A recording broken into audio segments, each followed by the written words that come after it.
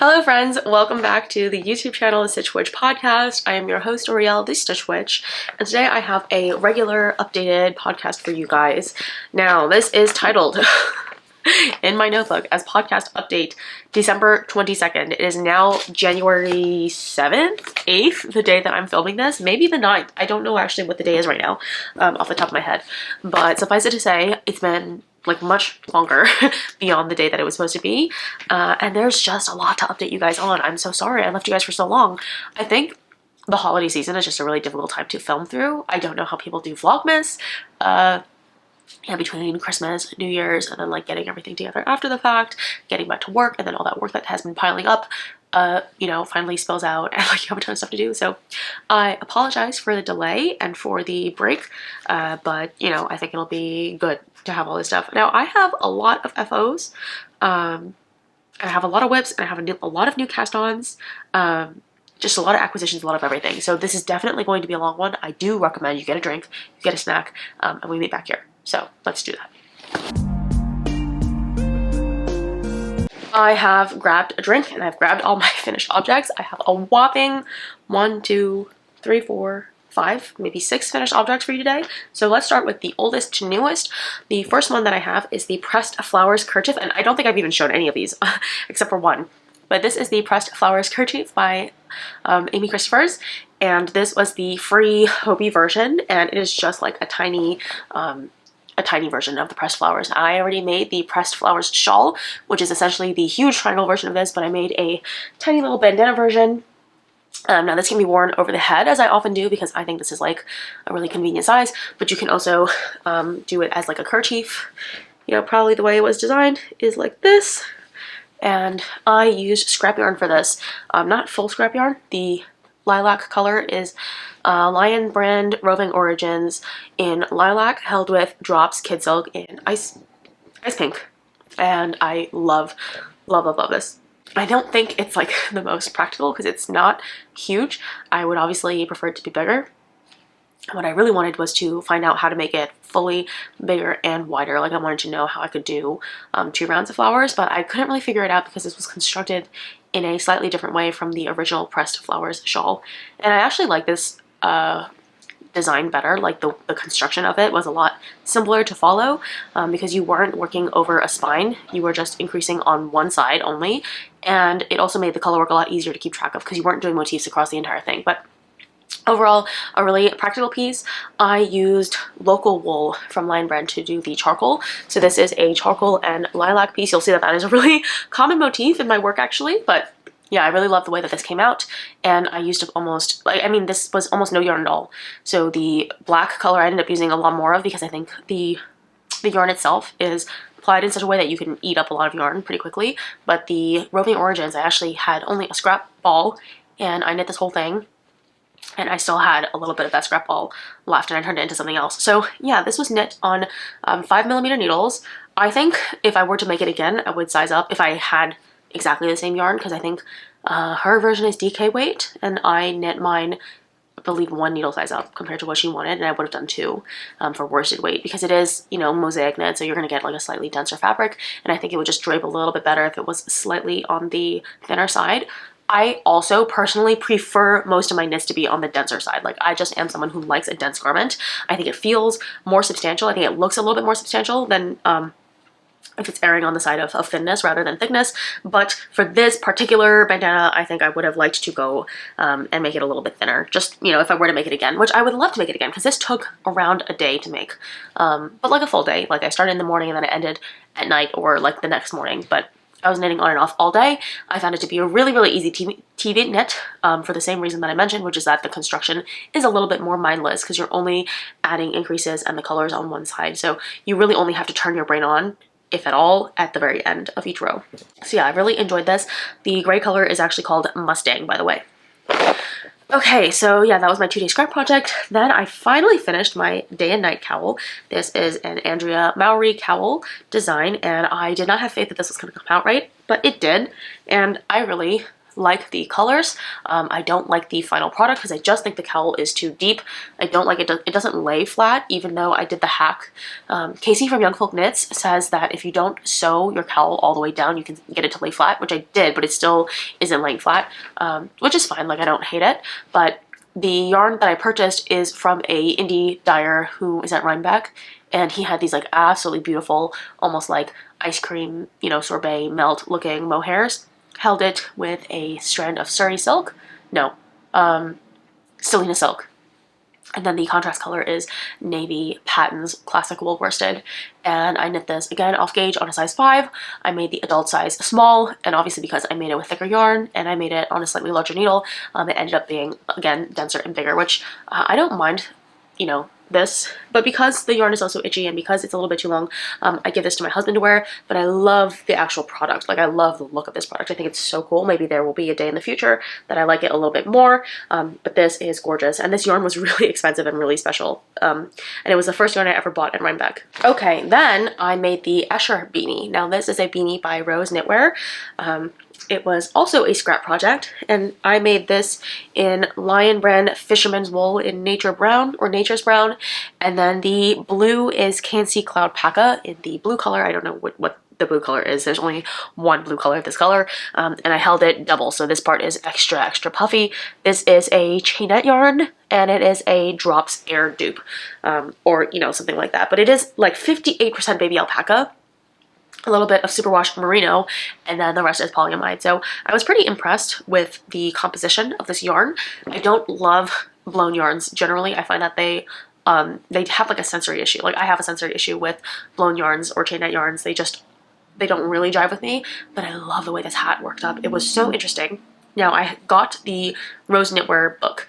Now, that is actually one of the acquisitions that I have for this period. I bought it, I think, around the Christmas season, and I had caught it on pre-order, but basically this hat is knit. You start from the brim up, and then you do kind of like a short row turn situation so that you're then knitting on the opposite side, and then you go all the way up, and then you do your decreases, and it just is so cool, and I love it. And I made mine a little bit shorter because I don't like having a ton of extra volume at the top of the head, but now that I've done that, I actually am thinking of maybe also making a version where it's full and it has the like extra brim on the top. But the reason why I really like this hat, and I find it quite versatile, is you can actually flip it and wear it inside out as well. I don't think Alice necessarily intended for this to be worn this way, but you could also just have it be like a plainer looking beanie, right? Like, I think it just looks kind of like a marled beanie at this point. And the great thing about the Escher hat is it's just endless opportunity for color pairing.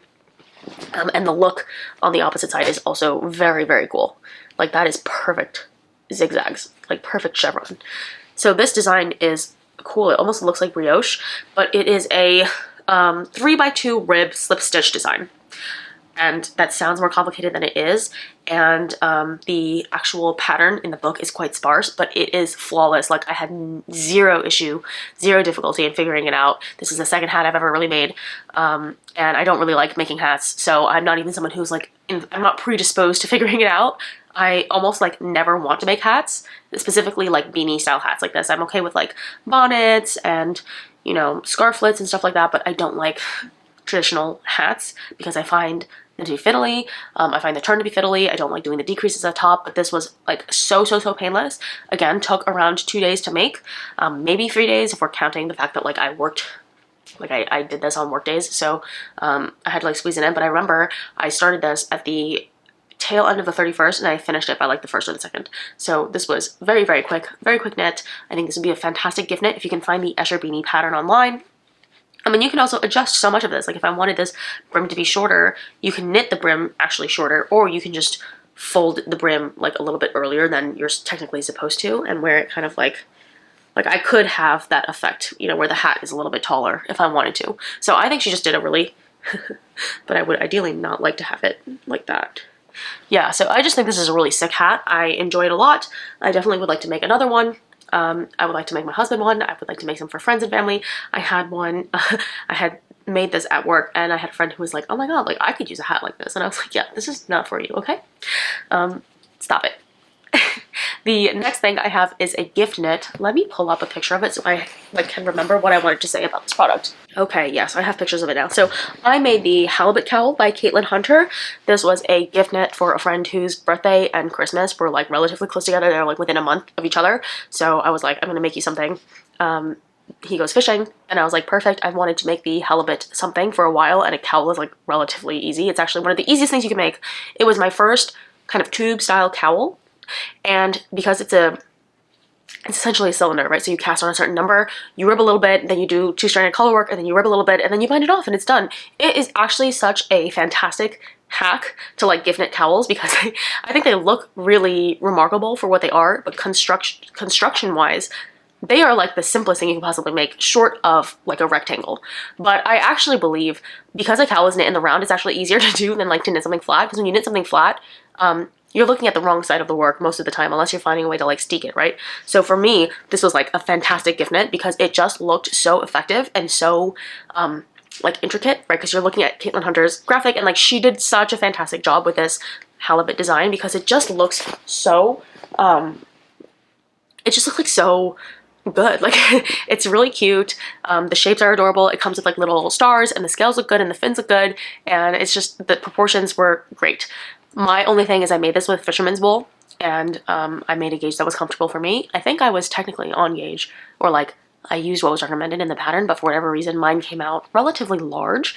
So when it was done, and I can put the picture up, but it was kind of like, it was chunky, it was big. I have a picture of it like almost done, and then I do think I have pictures of it done, but yeah, it just ended up like much larger than it was supposed to be. Still really, really cute. Like I do love, like just look at that picture. It's so cute. It's so juicy. And I did it again in nature brown and oatmeal. And it was big. Like I put it on, and like it was for a man, but like a man is only so much bigger than, you know, women, right? So I was like, your head is not like 50 times bigger than my head. So I had my husband try it on. It was definitely too big. So then I decided I was going to take a risk and felt it. And I was thinking like maybe I'll just get him to felt it at home, but I just figured if it went wrong, like he would be so sad. And it only took me 2 days to make it. So I decided to felt it at home. And it went from like being way too big to being absolutely the perfect size, like so perfect. Felted beautifully, came out so cute and like baby. The texture of the fibers, like really, this is what it looks like now. Oh, it's so cute. I wish I had it. Like I don't have it with me obviously because I gifted it, but it just came out so perfect, and it's so like, the fisherman's wool felt in such a perfect way. It gets slightly fluffy. It feels really similar to rustic hiking gear. So if you've ever been to like an REI or like a, I don't know what the fishing store is, but like, you know, the fishing store, the America fishing store. I don't know. I don't go fishing, okay? But if you go to those like outdoorsy stores and you touch some of their like camping gear or like their wool socks, you know, they feel really rustic, and that's exactly what this fisherman wool felt like. And I was just so excited to like felt it. It just came out like perfectly. And then of course I made his wife a matching one. Not exactly the same cowl, but I made the chevron stripes cowl. It was a free pattern online. And I asked what his favorite, what his wife's favorite colors were, and he had said that she likes plum and black. So I made a plum and black chevron striped cowl, and I don't actually have the picture of just the cowl. I have like a midway project thing, but yeah, I guess it's gone. So I don't know where it is, but suffice it to say, I think it ended up like doing really, really well. I found out recently that they have been wearing their cowls because finally we've gotten some like below freezing weather, which is like not ideal, but it's pretty cold these days. Like it's getting down to like, I mean, for us, relative to where I used to live, it's not that crazy, but it is now getting down to like 20 degrees, 15 degrees, like that kind of weather, which is like, you know, pretty cool. Okay, I found their photos. I'm gonna try to like block their faces out so you don't see them. But that is the cowl on them. Cute, right? So yeah, those were 2 more cowls that I made, and those I finished within the span of 4 days. Now that was kind of like 4 days of frenetic knitting because I was hosting a lot, so we had people over like 3 days in a row for the holidays, and then I was going to visit family, and of course like we wanted to take a break because it was the holidays and we only had a couple days off, and so I knit furiously for those 2 days, or those 4 days, and I made those 2 cowls and I gifted them, and I think it ended up being a really meaningful gift. I talk about this in my 2025 knitting intentions video, but it was the impetus for me to think about gift knitting more this year. TLDR, I like vastly shortchanged the value of hand knits because I think I do it and I just like didn't really see it being valued growing up, and I personally don't always love DIY presents, so I just assumed everyone else was the same way. But after having gifted these and seeing their reactions and like seeing just how happy it made them, I figured like I should probably do it a little bit more, and of course with a lot of intention and a lot of love. But I got several people tell me that last year's holiday gifts ended up being really wonderful this winter, so it was just like confirmation that I guess that gifting people, you know, comfy, cozy stuff is nice, and I should do it more. And then the last finished thing, I actually just finished it today, right before filming this, and I took it off because I was scared of getting pasta sauce on it. But it is my tulip loop vest. Now, you won't really be able to see it because I obviously knit it in a charcoal, but it is this tulip loop vest. It's so stinking cute. Now, I had a lot of ups and downs with this project. So obviously I cast this one and I finished it before even showing you guys, which is crazy, but you can see that this is a really dark charcoal color. This is that same local grown wool from Lion's brand that I made this bandana in. So these are like technically matching pieces. And I really wanted that on purpose because I love having like one yarn carry over to the next project, carry into the next project, right? So I love that. And I'll give you a sneak peek of my next project as well. But this is the tulip loop vest by Other Loops. She has done the tulip loop sweater, the tulip loop roll neck, and this is the last one she's made, which is a V-neck style sleeveless pullover, right? Or a slipover. And this was my first time doing cables, so it was pretty adventurous, I guess, because you've got several different types of cables. You've got the big kind of chain cable in the middle, and then you have this like ribbing design, which is interesting because it kind of increases in a strange way. And then you have your regular 2x2 cables. And then this is the only mistake I made in the entire piece, where I cabled too many times. Is it on this side or is it on the other side? It's on this side. I added an extra cable here, but I actually think it's kind of like a fun Easter egg that the one mistake I made is like so teeny tiny and it's in the corner. And it's not that big of a deal, but I don't know, I really liked it. Again, I had so many issues with this pattern. I feel like there were a couple times when the numbers like weren't exactly accurate, and I had reached out to her and asked if like what she meant was this, and I never got a response. And then on Instagram I think I asked, and then I had an issue with this V-neck.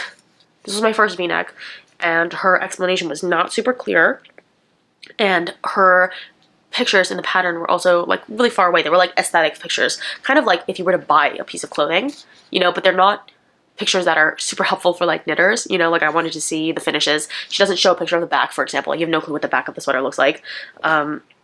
Yeah, so it was trial and error, but I finally cast it off this morning, and I had definitely a huge scare with this because I had blocked this after I finished the main body, after I finished the ribbing, after I finished body, but before picking up the neckline. And when I say this grew like hilariously big, I don't know how like safe for work the pictures are of me wearing this blocked but with no neckline, because it is like genuinely hilarious how big this is. Like it's huge. It goes down past like my hoo-ha, my hoochie, and like to my butt cheeks, and the V-neck went like all the way down to my sternum here. Like my titties were hanging out. It just was so big and so floppy, and now when I wear it, it looks so much better. It's so cute. I don't know if I'll have pictures to post by the time this video goes up. Maybe if I wear it to work on Monday, I can take a picture at my desk and then show you guys, but it definitely fits more like a vest now. I made it in a size 1. I made it 2 patterns, so I think I used a 4.5mm needle on the body, a 4mm needle on the neckline and the ribbing, and I don't think I made any other changes because I had no clue what I was doing. And yeah, the pickup information was really confusing. The way that she counted her stitches was kind of confusing. I didn't really think the V-neck thing in the middle was really clear. She says here to do a central decrease something, like a CDS or a CSD, and then if you look up that stitch, it's not what she says, and if you follow her instructions, you have to know that when you slip 2, you have to slip them together. You can't slip one and then slip the other. So it wasn't super clear, but if you trial and error it enough, you can do it. And if any of you guys happen to want to knit this and you don't know what I'm talking about, DM me and I can actually walk you through it, because I don't use Ravelry. This is basically my version of Ravelry. And this used a decent amount of yarn, so this really put me onto just how much cables are yarn eaters. But I used 4 balls of the local grown wool, which is around 800 yards for a size 1. But I am so pleased with this product. I really love the color specifically. I think if I made this in a cream, I would not have liked it this much, because I love this shade of gray. Like, it's my favorite shade of gray. It's really close to like a blackened gray. It's close to like a soft black or a really, really dark gray. But it's so soft. Like this yarn is so delicious and plush. I think it's extremely underrated, and I could not find it at any of my local yarn stores, and I could not find it on the yarn stores sites, and I could not find it at the big box craft store. So I actually wrote to Lion Brand, and I was like, hey, I'm really nervous that this yarn is going to be discontinued, and I really love this, and I love Lion Brand. And I like poured my heart out in this letter, and I was like, if you guys are discontinuing it, please let me know, because I would be so sad, and please don't discontinue it. And they were like, it's not being discontinued.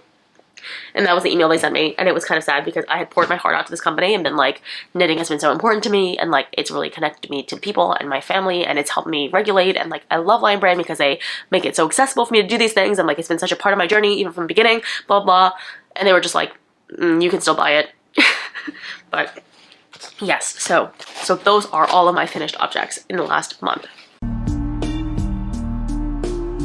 Okay, oh my goodness, now we can finally move on to my WIPs. So, WIP-wise, I have my cardigan number 9, and since the last time we spoke, the only thing I had done was pick up my neckline and add in my buttons, which is like not nothing, but I'm really starting to detest this pattern.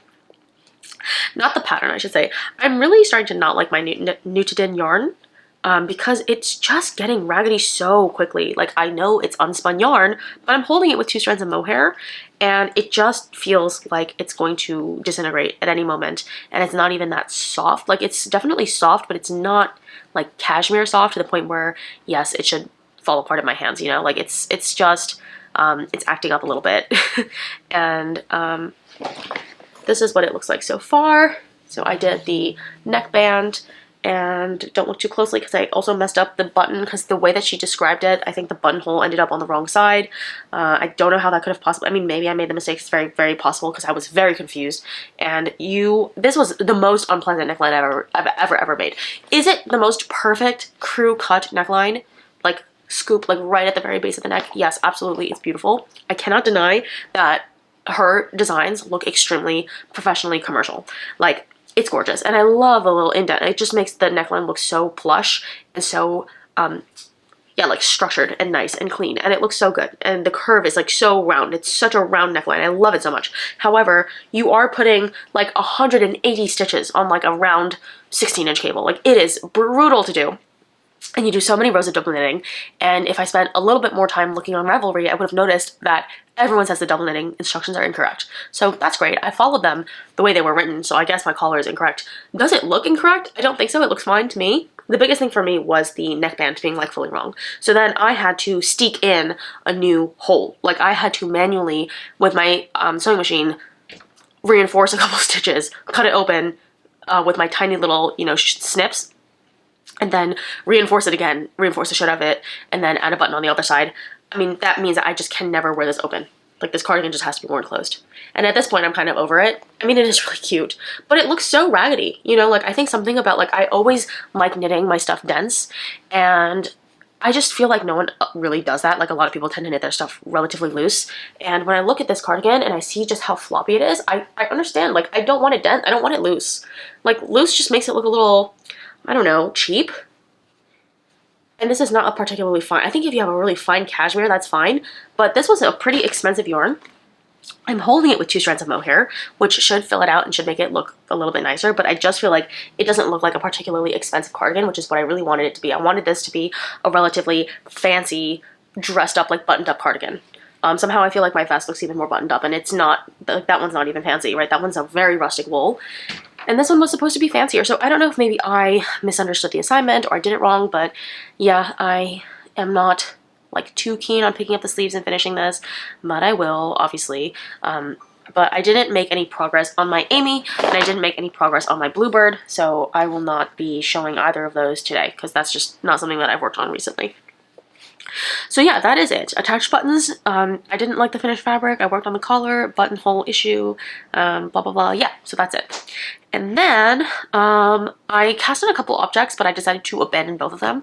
This happens pretty often. Like, I'll get maybe 5%, no, 20% into a project and then decide it's not for me. So I cast on a double knit scarf, and I enjoyed the idea of it. But once I got, I don't know, like 10 inches in, I realized this is not something that I'm gonna really want to finish, and then even if I finish it, it'll just be to finish it and not because I really want the object.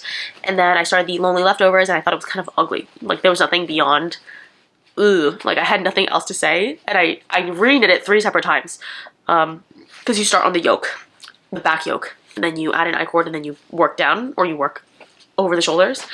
And every time I did it, I thought it was ugly, and I did so many things to change it. I changed the yarn, I changed the needles, I tried again, I tried it again, I tried blocking, and every single time I did it, I just didn't like the look.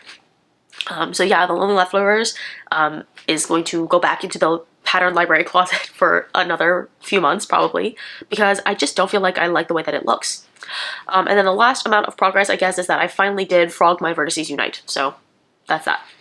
Okay, let's talk about other things. So I guess one of the biggest things that I did since the last time we spoke is I inventoried all of my knitting stuff, like all of my yarn. I went through my closet, or my my living room, and I like stashed everything. So this is like my big stash of yarn. I mean, this might not look like a lot of yarn, or maybe it does look like a lot of yarn, but this was a pile. Like, it was like all over the floor, and then it like kind of was a mound, like a normal distribution shaped mound. Okay, it was a lot of yarn. And I made my first like big girl spreadsheet. So I was really impressed by this because I'm not really a spreadsheet girl despite working with spreadsheets for a living. I don't personally really like them, but I made my own spreadsheet, and it is glorious, and it calculates stuff for you. So I can put in weight and get yardage. I can put in yardage and get weight. I can do vice versa, and I can also see like the color and everything. So I can sort by brand, I can sort by weight, I can sort by yardage. Yeah, all of that. So very, very pleased with that. A little horrified to see just how much yarn there is. Everyone put in your guesses as to how much yarn I have in my stash now. Drumroll please, drumroll please. It is, yeah, 70,000 yards. 70,000 yards of yarn. Yeah, that's a lot. And that does not include my bin of like crochet yarns that I'm not really touching. I have a full bucket of yarn in the closet room, like the storage kind of off-season room that we have, utility closet, if you will. That utility closet houses yarn from my like gift crocheting days. So I used to crochet like blankets and throws and toys and pet items and stuff for my friends and family, and those items obviously have to be extremely easy to like wash and care for. And nowadays I just knit that kind of thing with wool, and I say like, don't wash it in the dryer. Don't wash it in the laundry machine, don't put it in the dryer, right? And if you can't do that, I'm not gonna knit for you. But I still have all that acrylic yarn because my idea was to charity knit basically like hats and stuff, because I work in a pretty like not super great area, and I think a lot of the folks down there would really appreciate having like warm weather accessories. So myself and a colleague at work, we're planning on doing like a knitting circle. So I have a bunch of those yarns just to keep for a day where I might want to crochet like blankets or knit warm weather gear and kind of like basically give it out, because you know I could probably crank that out with a Centro. And I don't have a Centro machine, but I would like to eventually get a Centro. And the day that I do get a Centro, I know that it only takes certain kinds of yarn. And I believe kind of like weight for acrylic yarn works really well in that kind of machine because it's really smooth and it's very, like it's round. And so it doesn't really get caught in the machine.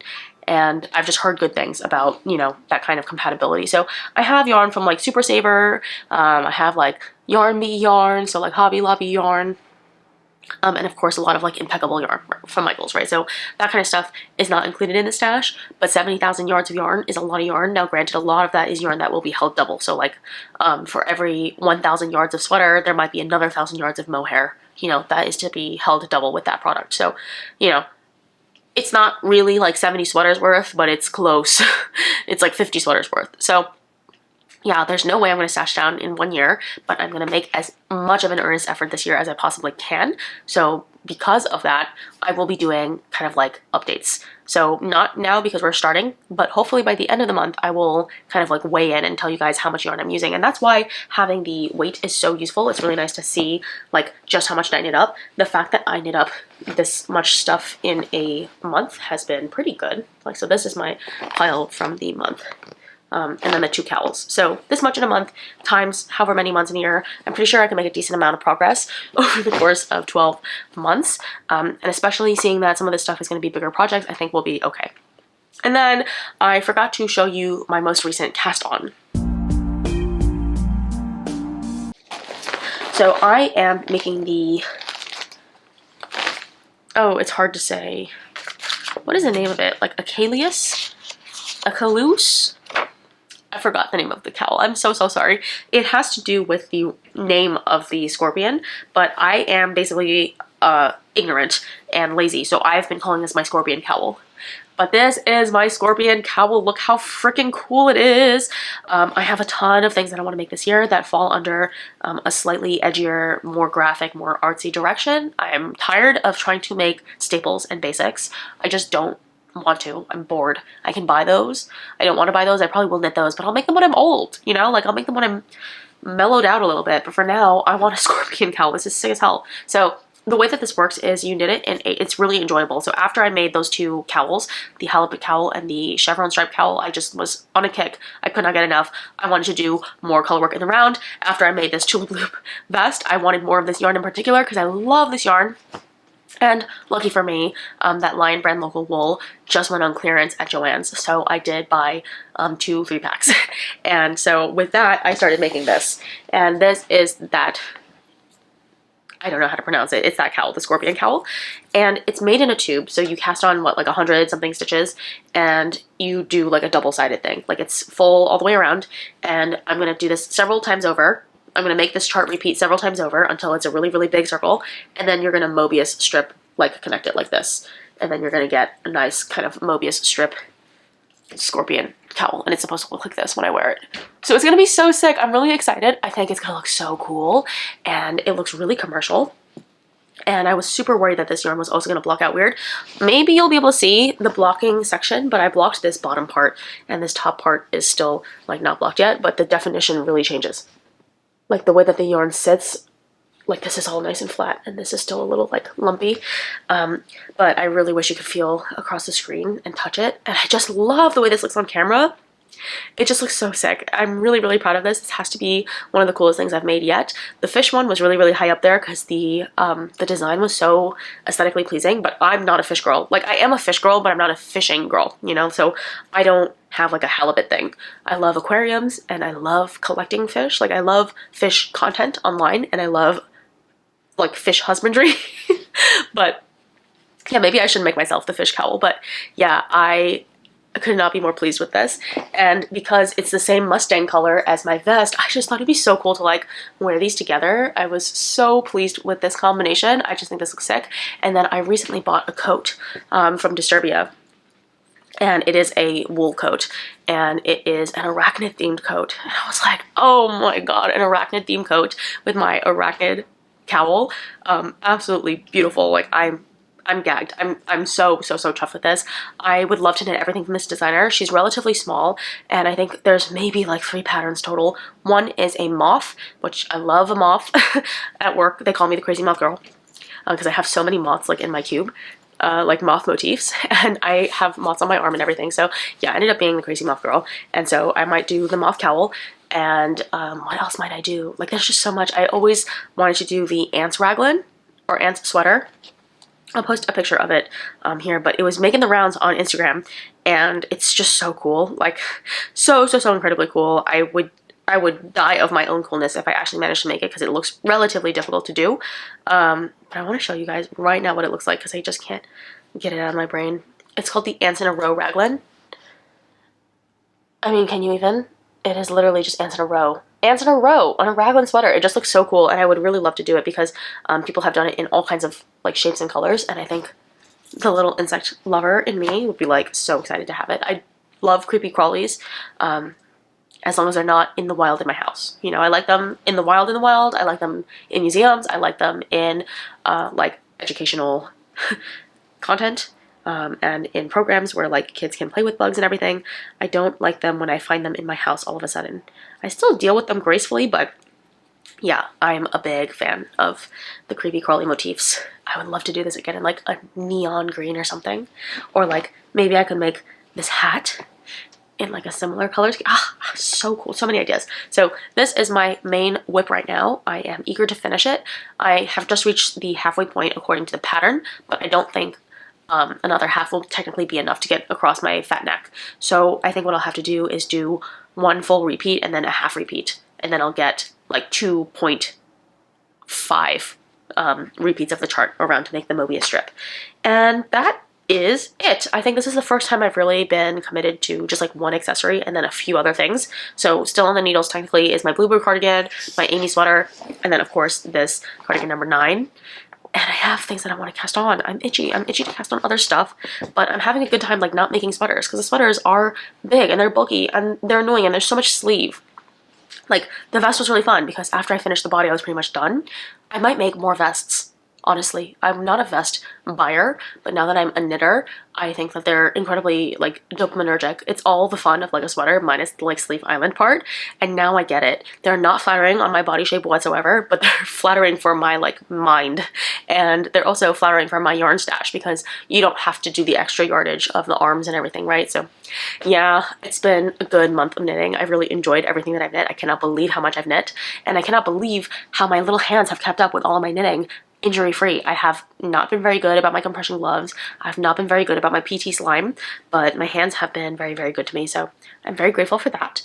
And I mentioned earlier my acquisitions included the Rose Knitwear pattern book, which I love, and I'm knitting more out of immediately because I'm itching to cast on a medieval inspired balaclava.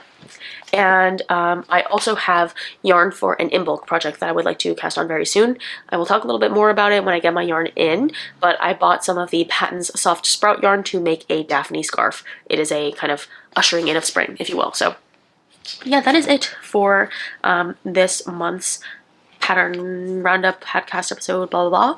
And if this was interesting, thank you for being here. And if not, you know, whatever. Thank you so much for watching. I love you guys, and I will see you in the next one. Bye!